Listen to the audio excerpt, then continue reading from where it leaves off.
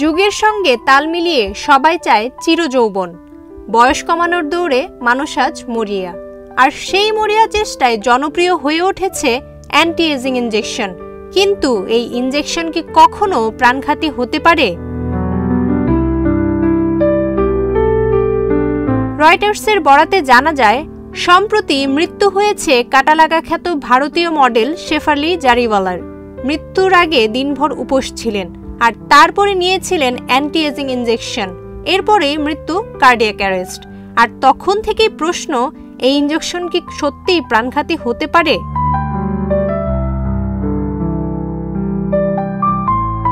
বিশেষজ্ঞরা বলছেন, glutathione, vitamin C, botox কিংবা ফিলার ইনজেকশন বয়স ধরে রাখলেও তা নিরাপদ নয় সবার জন্য। অনেকেরই মুখের পেশি দুর্বল হয়ে যায়, ত্বকে ফুলে ওঠা, গাঁট বা ফোলা দাগ তৈরি হয়, কিডনির ক্ষতি থেকে শুরু করে শরীরের অ্যাসিড ক্ষার ভারসাম্য নষ্ট হতে পারে।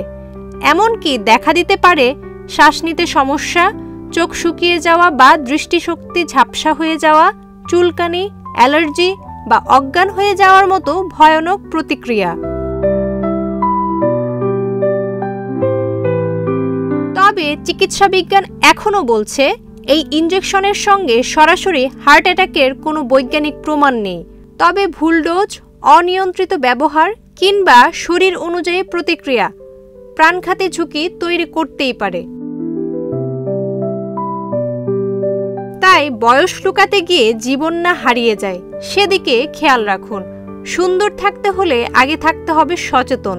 চিরতরুণ থাকাটাই শেষ কথা নয়, চির সুস্থ থাকাটাই আসল বুদ্ধিমানের কাজ। জান্নাতুল মওয়ার পিতা, প্রজন্ম 24।